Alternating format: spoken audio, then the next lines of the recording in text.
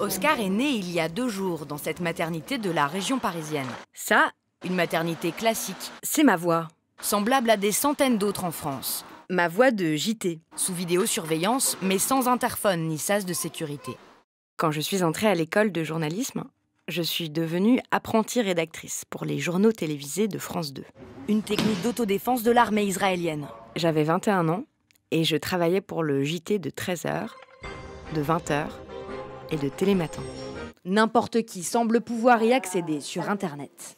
Bien sûr, quand on rentre dans une grosse rédaction comme celle-ci, on ne commence pas tout de suite à faire des reportages. Il faut d'abord apprendre les bases du métier, proposer des sujets, faire des micro-trottoirs, savoir écrire le commentaire d'un reportage, et puis savoir le dire aussi. C'est ce qui s'appelle poser sa voix. Vous savez, être capable de faire cette voix off qui commente les images. Il y en a chez qui c'est presque inné. Moi, pour y arriver, ça m'a pris des mois. Rentrer du travail ou sortir le soir, pour une femme sur 4, c'est un moment de peur. Au début, ma voix n'allait jamais. Trop scolaire. Trop téléphone rose. Trop gamine. Trop sérieuse.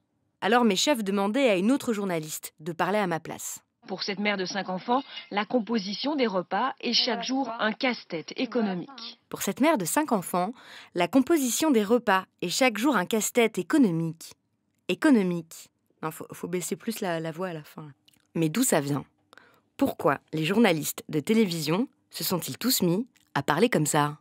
Lorsque un stagiaire opérationnel, que je dis stagiaire au sens large du terme, tout débutant dans le métier arrive, la plupart des institutions de médias vont se rassurer en exigeant d'eux qu'ils soient dans une norme qui est la norme du moment.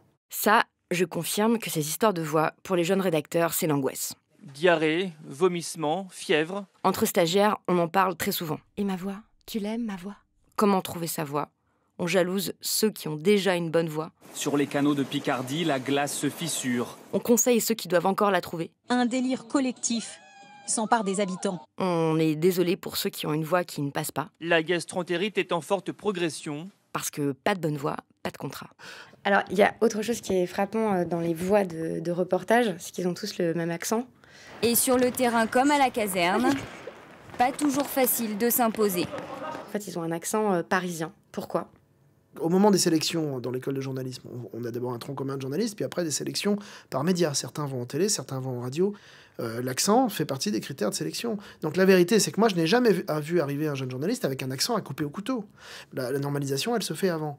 Les têtes qui dépassent... Cette lame est très bien aiguisée. On les renvoie dans leur région. Alors ils vont en ce qui concerne la télé, à France 3 dans leur région éventuellement. Mais À Sijan, tout comme à Durban, des dizaines de vignerons sont venus donner un coup de main en soutien à leurs collègues sinistrés. Mais si vous êtes en train de me demander si un journaliste, par exemple, perpignanais, arrivait, mais vraiment le perpignanais avec l'accent à couper au couteau, s'il arrive à la télévision... Ben non, je vais pas le prendre. Et je vais vous dire, je défendrais même l'idée de pas le prendre parce qu'on comprend pas ce qu'il raconte. Bon, c'est pas très sympa, mais au moins c'est honnête. Non mais c'est vrai, on a tous connu le maraîcher perpignanais dont on est obligé d'enlever le sonore dans un sujet parce qu'on ne comprend pas ce qu'il raconte. Une solidarité qui fait chaud au cœur.